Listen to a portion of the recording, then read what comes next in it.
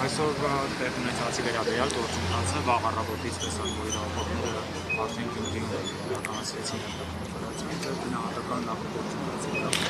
Ես ասակ, ես չգիտեմ իրավական կողմը հարցը, այսինքն կոռուպցիոն խնդիր ինչքանով գոյություն ունի, ինչքանով գոյություն չունի,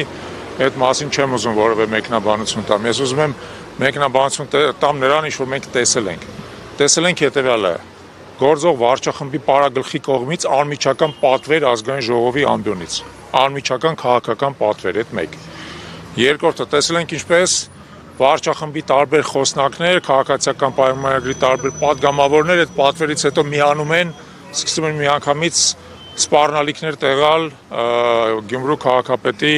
հասցեին, այդ էլ ենք մենք տեսել։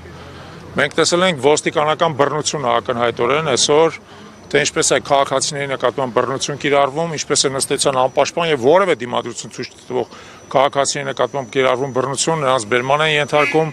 փորձում են հիմա որոշ քաղաքացիների նկատմամբ քրեական գործեր հարուցել դիմադրության համար եւ այլն, եւ ես կարծում եմ, որ վարչախումբը այսպիսի գործողություններով փորձարկում է ընտրությունների նախապատրաստությունը։ Ես համոզված եմ, որ վարչախումբը գիտի, որ ինքը ընտրությունները պարտվելու է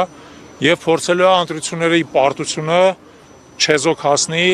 բռնության միջոցով, այսինքն քաղաքացիներին ահաբեկի բռնության միջոցով, որպեսզի քաղաքացիները չկարողանան ընտրությունների վրա ազդել, որպեսզի մարդիկ մնան տունը, չգնան ընտրությունների կամ ընտրությունների արդյունքները կեղծվեն, իրանք ստիպեն մարդկանց դրա հետ համակերպվել եւ այլն։ Իրանց խաղադրույքները շատ մեծ է, իրանց տերերը դրսում, Թուրքիայում կլինի, արևմտյան այլ երկրներում, որոնք դրան աջակցում են, կարծում եմ, որ այնքան են բարձրացրել խաղադրույքները, որ վարչախումբը որոշել է ամեն գնով իշխանությունը պահպանել։ Եթե իրանց պետք լինի գնալ արյունահեղության, չեմ կասկածում, որ կգնան արյունահեղության,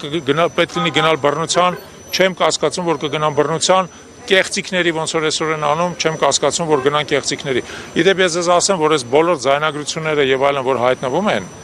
ասենք օրինակ ձայնագրությունը, որ մի քանի օր առաջ տեսանք Նաթան Սրբազանի եւ այլն, այս ամեն ինչ ապօրինի է, այս ձայնագրությունները չպետք է տեղի ունենան ընդհանրապես։ Շնորհակալություն։